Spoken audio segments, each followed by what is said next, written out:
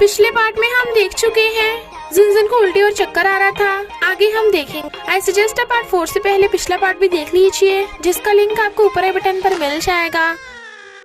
अगर आपको मेरी वीडियोस अच्छी लगती है तो लाइक और शेयर करना, और हाँ, कमेंट कर जरूर बताना। और ऐसी ही नई नई लेटेस्ट वीडियोस देखने के लिए हमारे चैनल को सब्सक्राइब भी कर देना। पार्ट 4 में हम देखते हैं मिस्टर वे कहता है, मेरी वजह से तुम्हारी ये हालत हुई। फोन पे सुन चेयरमैन सोचते हैं, यानी मैं दादा बनने वाला हूँ। जिनजिन प्रेग्नेंट है। मिस्टर वे कहता है, मुझे तुम्हारी रिस्पॉन्सिबिलिटी लेनी होगी क्योंकि तुम मेरी पर्सनल असिस्टेंट हो। और हॉस्पिटल ले जाने लगा था, बट जिनजिन मना करती है। मिस्टर वे जिनजिन को स्पाइसी खाना खिलाने वाला था, बट चेयरमैन कहते हैं, बेवकूफ, प्रेग्नेंट को स्पाइसी नहीं खट्टा खिलाते हैं। फिर वो जब मीटिंग में जाने वाला था तो चेयरमैन फोन पे चिल्ला पड़ते हैं, जिनजिन को हॉस्पिटल लेके जा। और सुन टेबल के नीचे से निकलती है तो मिस्टर वी को पता चल जाता है कि सुन ही डैड की जासूस है, तो वो उसे फायर कर देता है।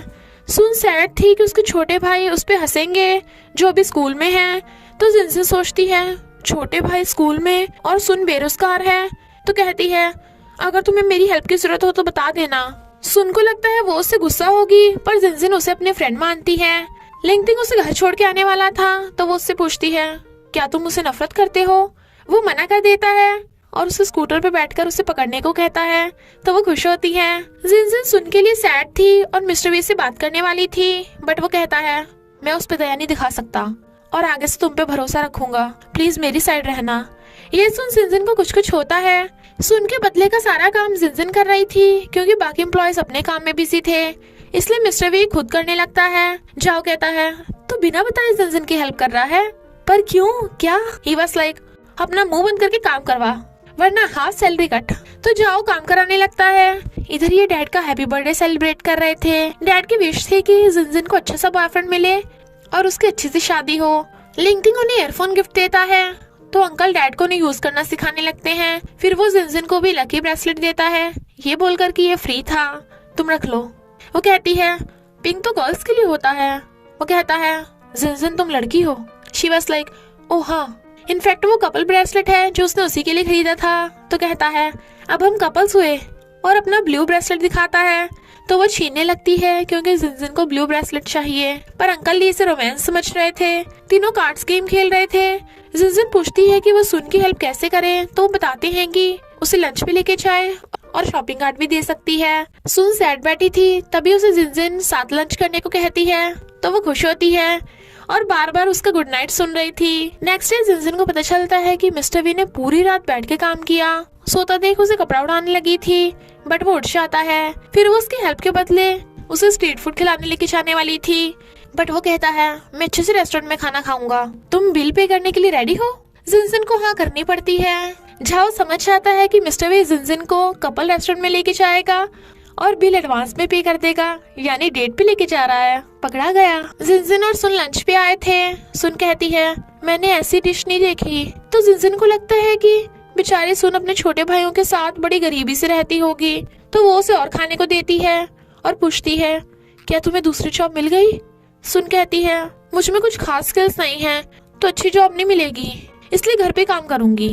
जिनजिन को लगता है सुन घर के डेली काम करने की बात कर रही है, तो कहती है, मैं मिस्टर वी से तुम्हारे लिए बात करूंगी, जबकि वो मना कर रही थी। सुन बिल पे करने वाली थी, पर उसे रोक के खुद पे कर देती है और उसे शॉपिंग कार्ड देने वाली थी, पर उसका ब्रेसलेट गिर जाता है। सुन कहती है, मुझे कार्ड की जरूरत नहीं, मैं ये ब्रेसलेट ले लूंगी, कितना क्यूट है ना ये। तभी सुन की कार्ड देख जिनजिन हैरान, तो वो बताती है कि मैं काफी रिच हूँ। जिनजिन कहती है, पर तुमने तो डिश नहीं देखी थी और तुम्हारे तो छोटे भाई स्कूल में पढ़ते हैं, तो तुम घर में काम करोगी? सुन कहती है, हाँ मैंने सिर्फ महंगी डिश खाई है ना, और 2 छोटे भाई फॉरेन में पढ़ते हैं, तो मैं डैड की कंपनी संभालूंगी। पर सुन सैड थी कि उसे जिनजिन से दूर रहना पड़ेगा जो उसकी इतनी अच्छी फ्रेंड है। वो कहती है, तुम भी मेरी पहली लड़की फ्रेंड हो, तो हम वीकेंड्स पे मिलते रहेंगे। तभी ड्राइवर जिनजिन को बताता है कि मिस्टर वी ने मुझे तुम्हें लेने भेजा है, तो वो चली जाती है। पर सुन देखती है कि कार का नंबर। मिस्टर वी जिनजिन के साथ अपनी डेट इमेजिन कर रहा था और खुश होता है, पर ड्राइवर के कहने पे पानी पी लेता है। सुन को पता चलता है कि इस नंबर की कार तो रुचि कंपनी में है ही नहीं, तो वो अपने ड्राइवर को जिनजिन की कार के पीछे लगा देती है। जिनजिन को ड्राइवर पे शक होता है और उसके फोन में नेटवर्क भी नहीं आ रहे थे। जब वो पानी पीने लगी थी, ड्राइवर को देख रुक जाती है और कहती है मुझे वॉशरूम जाना है, कार रोकना। तो ड्राइवर की गर्दन पकड़ पूछती है तू कौन है और मिस्टर वी कहाँ है। वो नहीं बताता तो पानी पिला देती है जिससे ड्राइवर बेहोश। तो उसे सीट पे बांध के देखती है, डिवाइस रखा है। तो कहती है इसलिए नेटवर्क नहीं आ रहे थे। मिस्टर वी कहाँ होगा, मुझे पुलिस को बताना होगा, जरूर इसी ट्रैकर पे मिस्टर वी है। इधर मिस्टर वी भी पानी पी के बेहोश पड़ा था और उसे बांध के गुंडे जिंजीर को ठिकाने लगाने की बात कर रहे थे। तो वो कहता है जो लेना है मुझसे लो, पैसे चाहिए मैं पुलिस को नहीं बताऊंगा, पर मेरे लोगों को कुछ मत करना, जो करना है मुझे करो। गुंडे चेयरमैन को कहते हैं तेरा बेटा अपन के कब्जे में है, तो जल्दी से प्रोजेक्ट का ट्रांसफर कॉन्ट्रैक्ट भेज दे। तो उसे पता चल जाता है कि उन्हीं ने उस पाइकर को उसे मारने के पैसे दिए थे। मिस्टर वी मना करता है बट उसे बचाने के लिए डायरेक्ट कॉन्ट्रैक्ट पे साइन करके गुंडों को सेंड करने वाले थे। जिनजिन वहीं आ जाती है और ड्राइवर के बताने पे कार को वैसे ही घुमाती है जिससे गुंडों को लगता है कि ड्राइवर ने जिनजिन को ठिकाने लगा दिया होगा। सुन जिनजिन को कॉल करती है बट वो कहती है मेरा पीछा मत करो, मैंने पुलिस को बुला लिया, तो बाहर ही वेट करो। फिर जिनजिन चुपके चुपके अंदर घुस आती है और गुंडों को पीटने लगी थी। तो ये देख चेयरमैन जल्दी से कॉन्ट्रैक्ट सेंड करने से रोक देते हैं। गुंडों को धोने के बाद वो मिस्टर वी की रस्सी खोल देती है। मिस्टर वी उसकी फिक्र कर रहा था बट वो उसे बाहर ले आती है और पुलिस उन्हें बचाने आ जाती है। जिनजिन को उसकी फिक्र थी बट मिस्टर वी उसकी चोट देख उसे हक कर लेता है। जिनजिन हैरान और इसी के साथ पार्ट 4 का एंड हो जाता है। तो बस थोड़ा सा इंतजार करना, फिर मिलेंगे नेक्स्ट पार्ट में।